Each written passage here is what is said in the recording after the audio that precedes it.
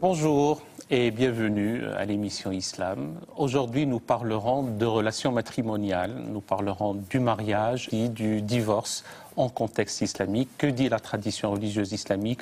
Comment vit-on ces rapports matrimoniaux dans les sociétés sécularisées et notamment en France avec le droit positif qui est prévaut? Et pour évoquer tous ces sujets, j'ai plaisir à vous présenter tout d'abord le docteur Larbi Keshat, bonjour. Et vous êtes recteur de la mosquée Ad-Dawa à Paris, vous êtes directeur du centre socioculturel de Paris, vous êtes théologien vous-même et un fin connaisseur de ces questions juridiques et théologiques. Et à vos côtés, il y a le professeur Romero Marangio, bonjour. Bonjour. Vous êtes sociologue des religions, vous êtes rédacteur en chef de la revue La Plume, et vous suivez de près ces questions de société. Et avant de suivre ensemble le reste de l'émission, je vous convie, ainsi que nos chers amis téléspectateurs, à regarder ce sujet signé Marie-Annick Le Guen, intitulé tout simplement « Le mariage en islam ». Regardez. Marier les célibataires. Le Coran fait l'apologie de la famille et du couple. La sourate des femmes précise le cadre de la bonne conduite et de l'harmonie conjugale. Le contexte est certes celui d'une société patriarcale, mais l'accent est mis sur l'amour et la miséricorde qui doivent prévaloir entre les époux. La sourate de la lumière met en garde contre la calomnie. La confiance est un principe fondamental dans le couple. Les interdits dans le mariage sont précisés par les textes. Vous ne commettrez pas de péché à faire des propositions discrètes de mariage. Dans les hadiths, un chapitre est consacré aux règles du mariage, qui en islam n'est pas un sacrement, mais un contrat moral conclu entre deux personnes consentantes. La virginité n'est pas un dogme, et les hadiths soulignent qu'une seule des épouses du prophète était vierge lors de son mariage. Quant à la polygamie, qui était répandue avant l'islam, elle a été restreinte à 4 épouses. Rien ne se pose à ce qu'une femme se choisisse elle-même un mari, pourvu qu'il soit un homme vertueux. Si dans les textes la liberté de choix existe, les mariages arrangés continuent à se pratiquer, même si les situations sont contrastées dans le monde musulman. Il arrive que les mentalités évoluent moins vite que la législation. Le mariage forcé est une pratique encore courante à Mayotte. Il y a une protection prévue au niveau de la loi, mais on sait très bien que dans la réalité, il y a des pressions très fortes au niveau des jeunes filles. Question piège. Tu accepterais, par exemple, de faire un mariage forcé, d'épouser quelqu'un que tu n'aimes pas? C'est pas question. Même si certaines sont bien au courant de leurs droits, des campagnes d'information sont nécessaires. Les informations contenues là-dedans concernent aussi bien les femmes que les hommes. Mais bien évidemment, je m'adresse particulièrement aux femmes qui ne connaissent pas leurs droits à Mayotte, et quand on ne connaît pas les droits, on ne peut pas les faire valoir. Docteur Larbi Keshat, le fait de connaître ses droits est fondamental parce que cette dame dit que quand on ne peut pas connaître ses droits, on ne peut pas les faire valoir. De quoi s'agit-il? Le Coran parle de cette union de la femme et de l'homme comme un signe de Dieu. Wa min ayatihi. Quel est notre devoir chaque fois que l'on reçoit ce message signe? C'est de le méditer. Dans des études sociologiques, anthropologiques, il est question d'un phénomène de société, d'un phénomène social.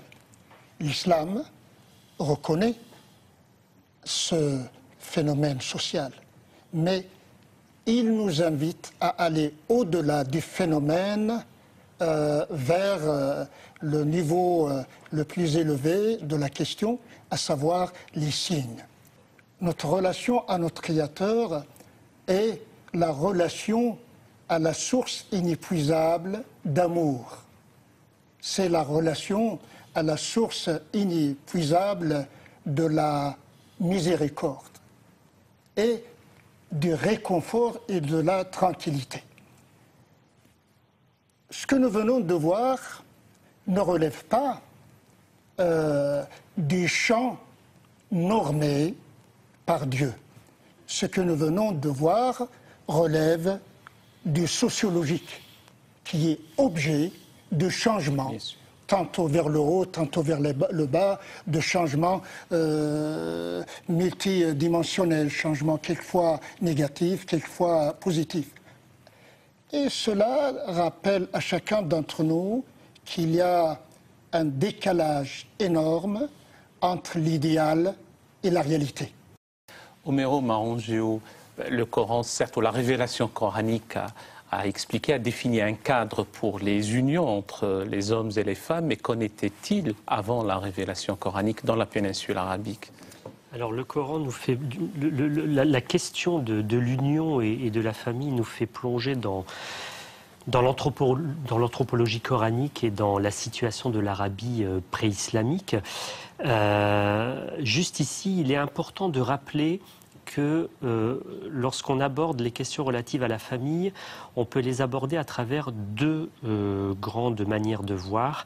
Tout d'abord, la structure de la famille elle-même, c'est-à-dire que l'Arabie à l'époque pré-islamique était répartie par une vie tribale. Donc c'est la tribu, et un individu n'avait d'existence que par son inclusion dans une tribu. Et ensuite, on peut voir la famille à travers le système de relations, la place de l'homme, la place de la femme, la hiérarchie des rôles, etc. Nous avons un fameux hadith, une tradition prophétique qui nous est rapportée par Aïcha, l'épouse du prophète, et qui mentionne qu'il existait différents types d'unions qui permettaient d'établir la filiation de l'individu, puisque les Arabes et l'islam par la suite attachera une certaine importance à l'établissement de la filiation de l'individu. Donc on retrouve en termes de structure familiale plus ou moins à travers les âges, que ce soit dans l'Arabie pré-islamique, que ce soit dans l'islam par la suite ou encore aujourd'hui, à la fois la famille mononucléaire, c'est-à-dire les deux parents et puis le foyer, le petit foyer avec les enfants, et l'insertion dans un groupe qui va être plus ou moins relâché ou plus ou moins fort, et c'est ce qu'on voyait à l'époque de l'Arabie pré-islamique.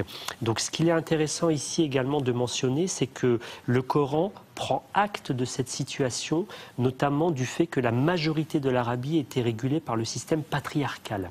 D'ailleurs, le féminin ou l'expression du féminin dans le Coran est souvent mentionné à la voix passive et le masculin à la voix active. Je résume ça très simplement en disant que dans le Coran, l'homme se marie ou contracte l'union et la femme est mariée. Où est l'objet de cette union qui est contractée. Et l'autre point intéressant... Mais il n'y a pas une lecture anthropologique de nos jours à faire de cette forme conjugale ou grammaticale. Alors, ça sera l'objet peut-être de notre discussion ultérieure, puisque l'autre point qui est intéressant ici à mentionner, ce sont les orientations coraniques. C'est que le texte coranique prend acte d'une situation qui prévalait au détriment de la femme. C'est ce qui a été clairement établi par les historiens de l'islam. Et le Coran donne également des orientations. Mais c'est à l'homme de découvrir cette orientation, ces horizons. Est-ce que ce sont des horizons ou des orientations qui tendent vers un rapport que l'on va qualifier d'égalitaire, ou est-ce cette orientation vient prédéfinir ou prédéterminer des rôles qui fait que la femme est un être foncièrement assujetti dans les rapports de genre? Ça, c'est aux êtres humains à en débattre. Et docteur Larbi, de toute façon, les références scripturaires, aussi bien dans le Coran que dans l'enseignement prophétique, comment établissent-elles les unions entre les hommes et les femmes? Premièrement, le Coran ne parle pas, dans le verset que nous venons d'écouter, du mari ou de la mariée. Le Coran désigne et la femme et l'homme sous le nom zawj. Et le mot zawj, contrairement à une traduction très banalisée et répétée, le mot zawj, dans ce contexte notamment, ne veut pas dire le mari, ni le marié. Le mot zawj veut dire initialement le couple. Ou la paire. C'est plus adéquat. Le mariage ou l'union permet à chaque élément de ce couple de passer du statut impair au statut pair. Et ce passage n'est pas imposé de l'extérieur. Ce passage est un mouvement qui va de l'intérieur et qui s'extériorise sous forme d'entente, d'accord, de respect et surtout de vouloir grandir ensemble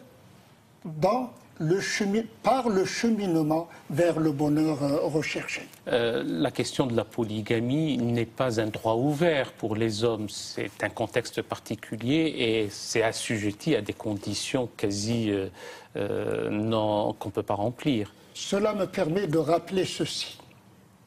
Les situations sociales des sociétés humaines précèdent l'avènement de l'islam. Et le rôle de l'islam, c'est d'observer la façon dont les différentes sociétés sont structurées. Lorsque l'islam constate que les composants de la société vont dans le sens du respect de ce qui leur est commun, à savoir l'humanité, l'islam pose son cachet pour confirmer cette pratique. Dans le cas contraire, l'islam attire l'attention des uns et des autres pour une sorte de tauba, se détourner de ce qui ne va pas du point de vue humain vers ce qui va renforcer l'humain de la femme et l'humain de l'homme. Homero Marongio, lorsque nous préparions cette émission, vous m'aviez dit peut-être que l'appellation mariage n'est pas tout à fait appropriée. Il s'agit plutôt d'une union entre un homme et une femme et qu'il n'y a aucune valeur sacramentelle à cette union. On parle dans la langue arabe de zawaj, de nikah, qui signifie littéralement les conditions permettant à un couple de consommer l'union charnelle, c'est-à-dire d'avoir un rapport sexuel, donc qui est validé aux yeux de la société.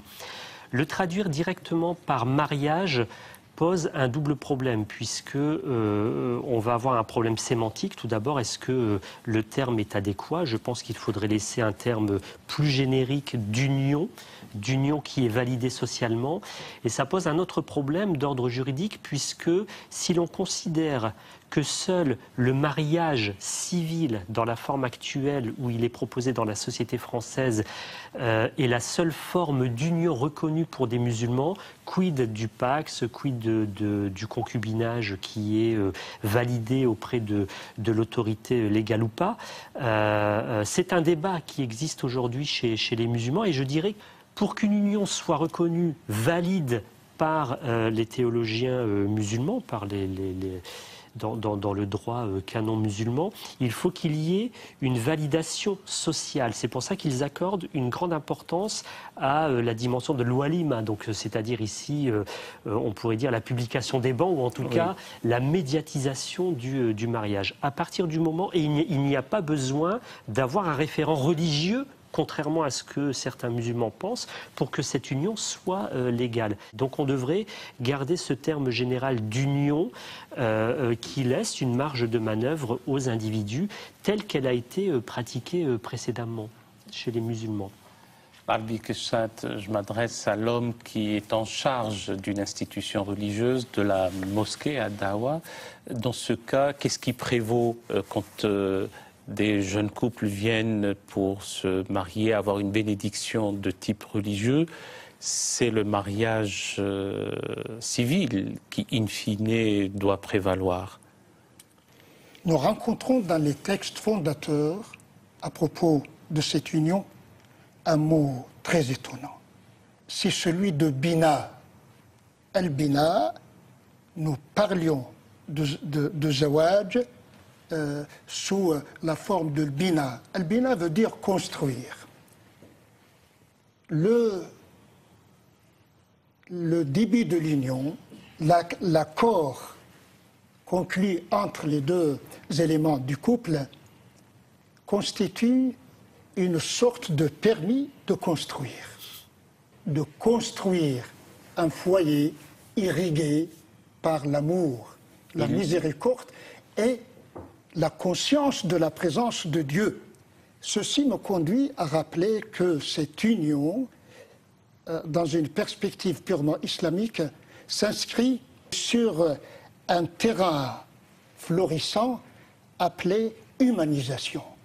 Cet acte, ce pacte, est fait de ces deux éléments, spiritualisation et humanisation. Les deux éléments en question sont indissociables.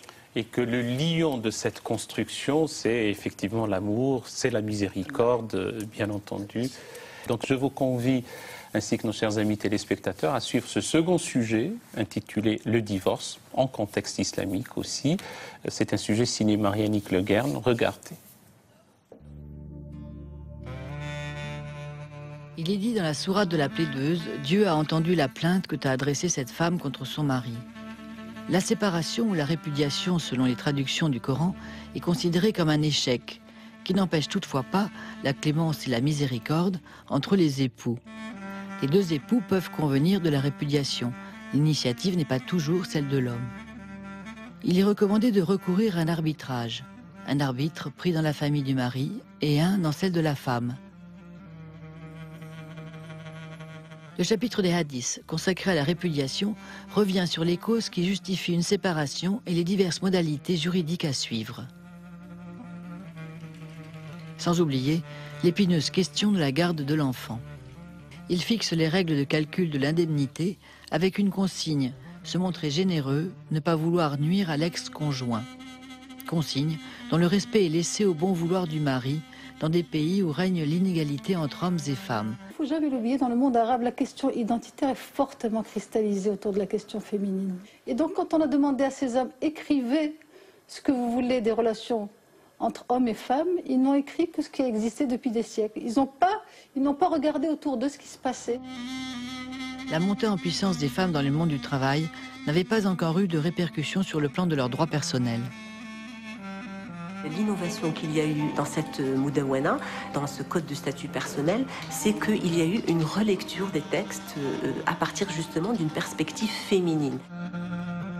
L'interprétation patriarcale et, je dirais, machiste donc, de l'islam a fait qu'il y a eu toujours la répudiation et que le divorce était un droit de l'homme. Or, on a remarqué que le divorce était un droit de la femme et de l'homme, que aussi bien la femme que l'homme pouvaient l'utiliser, et ça avec des versets coraniques à l'appui.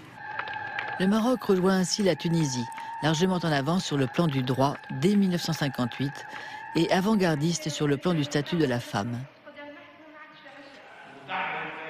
Mais c'est un combat sans fin. Le principe d'égalité entre hommes et femmes vient cependant d'être réaffirmé dans la nouvelle constitution tunisienne votée en janvier dernier. Homero Marangéo, là, le statut même de la Mudawana, comme on l'appelle ainsi, le code de la famille marocaine, a bientôt 10 ans.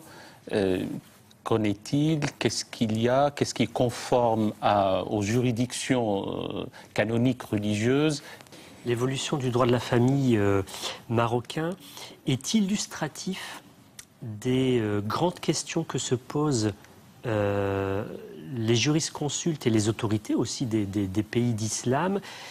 C'est que nous sommes dans un pays qui historiquement est de droit malikite et dans une des quatre grandes écoles juridiques du monde sunnite, musulmane sunnite, et par un débat de société avec les référents religieux comme partie prenante, ils ont été capables de puiser dans les autres écoles juridiques musulmanes des avis parfois considérés comme minoritaires à l'époque, mais qui étaient parfaitement fondés au plan du droit musulman, pour justement faire une avancée sociétale consistant à dire que désormais il n'y a plus de hiérarchie entre l'homme et la femme dans le couple, donc ils ont supprimé la notion de chef de famille, ils ont restreint les possibilités de polygamie à des cas très exceptionnels et ils ont permis un investissement social de la femme pour qu'elle soit complètement reconnue dans les sphères de la vie sociale. Et c'est une avancée majeure ici. Oui, et alors les textes, cette fois-ci, les références scripturaires, docteur Al-Arbi Keshat. Le prophète a dit « Abghadul halali ilallahi talaq ». Le terme même de halal et de talaq, quand le mariage devient une chaîne qui enchaîne, il faut s'en défaire. Al-halal ilallahi talaq. Ni l'un ni l'autre n'ont le droit de faire de cette union sanctifiée un moyen de pression. Et de façon générale, toute société humaine est de façon permanente en état de changement. Si ces changements sont guidés par des principes des principes de transcendance, ces changements peuvent aboutir à tout ce qui est avantageux pour la femme, pour l'homme et au-delà de ces deux éléments avantageux pour la société. Les musulmans ne doivent pas confondre la sociologie que nous construisons quotidiennement avec les références qui se situent au-dessus de nous. Comment faire maintenant? Je pense qu'il est très important de réaliser les conditions nécessaires à l'ouverture des esprits afin que notre lecture ne soit pas projection de nos petits désirs. Omero Marangio, il y a aussi un aspect fondamental qu'il faudrait préciser ce matin, c'est qu'hélas, quand la vie conjugale devient impossible, l'initiative même de s'affranchir et donc du divorce peut incomber à la femme. Alors, dans le droit fil de ce que Cheikh Al-Arbi Keshat vient de dire, il est extrêmement important, quand on aborde ce type de sujet, de plonger dans l'anthropologie coranique, c'est-à-dire de bien comprendre quelle était la situation à l'époque de la révélation et quelles étaient les fonctions assignées aux individus dans une appartenance tribale. Quand il y a un conflit à l'intérieur du couple, on a deux arbitres ici qui sont mentionnés dans le texte coranique, mais qui font référence avant tout, ces deux arbitres, ce sont des arbitres qui vont faire le partage entre les intérêts des conjoints, mais également des intérêts des familles élargies, puisque ce sont des alliances avant tout. Aujourd'hui, la difficulté qu'ont certains musulmans, c'est qu'ils plongent dans le texte coranique avec un regard partant d'une famille mononucléaire, c'est-à-dire le conjoint, la conjointe, les enfants, sans avoir cet arrière-fond qui leur permettrait de dégager ces orientations coraniques.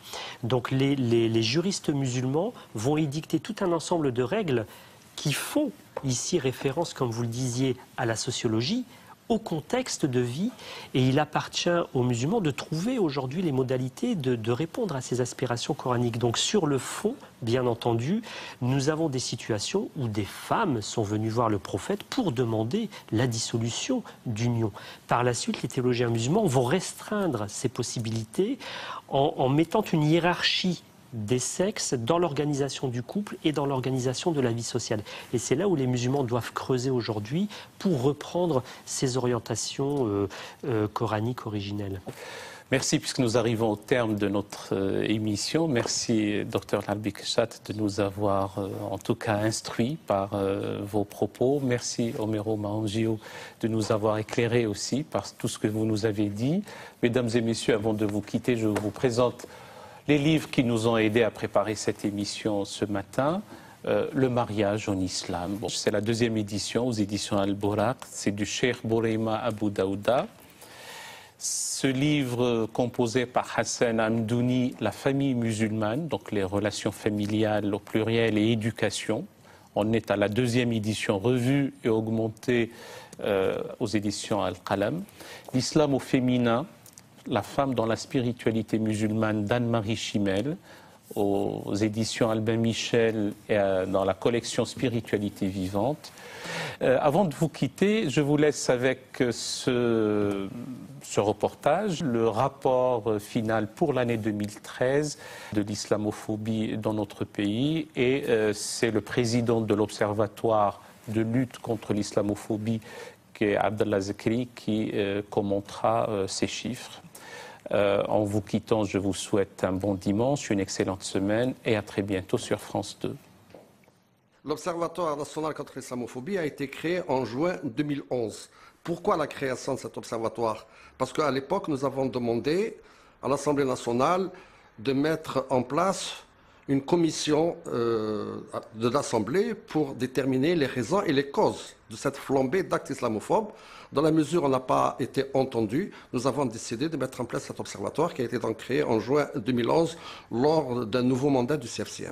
Et on a constaté qu'il n'y avait pas au niveau des pouvoirs publics ni un organisme, ni une conscience, ni des gens qui pouvaient suivre ce dossier, analyser les causes et essayer également de donner des chiffres afin qu'on sache pourquoi cette montée d'islamophobie et faire naturellement un bilan trimestriel, semestriel et annuel. Nous avons 2 sources d'information. Nous avons d'abord au niveau des CRCM, les conseils régionaux des cultes musulmans, dont certains remontent l'information. Nous avons des présidents de mosquées, lorsque ces mosquées sont taguées ou elles sont profanées, ils nous informent. Depuis la création de l'Observatoire, nous sommes en relation avec une délégation au ministère de l'Intérieur qui s'appelle Délégation aux victimes. Et les relations sont excellentes parce que chaque fois qu'il y a un acte quelque part dans une ville, on les appelle, on a l'information tout de suite. En 2013, du 1er janvier au 31 décembre 2013, nous avons eu 226 actes anti-musulmans, une progression de 11,3% par rapport à l'année dernière.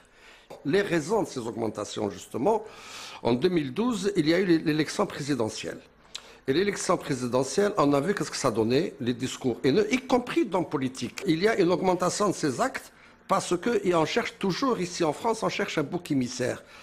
Les chiffres que je vous donne là, c'est des chiffres pour lesquels il y a des plaintes déposées dans les commissariats et dans les gendarmeries, suivies par le parquet.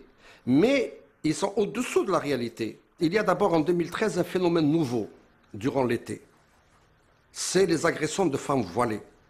Et quand je dis de femmes voilées, ce n'est pas des femmes qui portent le voile intégral. Elles portent un foulard ou un petit voile. Et puis, il y a le dernier phénomène qui m'alerte beaucoup, la cyber-haine, les réseaux sociaux. Et les réseaux sociaux, les déclarations racistes anti-musulmanes fleurissent. Et quand vous lisez dans la plupart de ces réseaux sociaux, vous trouvez ce qui est écrit, c'est quand même affolant. Vous trouvez les musulmans, il faut les exterminer. Ça me rappelle une période noire de l'histoire de France. Guerre à l'islam. Les musulmans, il faut les chasser hors de France et d'Europe. La valise ou le cercueil, ça fait rappeler un petit peu l'épisode Pied Noir d'Algérie. L'islam est un danger pour notre pays. Moi, ce que je voudrais, c'est qu'on réponde à ma question, que les hommes politiques répondent à ma question. Nous sommes citoyens français. Nous vivons dans un pays de droit, où la triptyque est liberté, égalité, fraternité. La liberté, ok. L'égalité, je me pose la question si réellement elle existe. Et la fraternité, elle est où? Alors, est-ce que nous sommes des Français à part entière ou sommes-nous des Français à part? Allahumma salli wa sallim wa barik ala sayyidina wa as'adina wa sanadina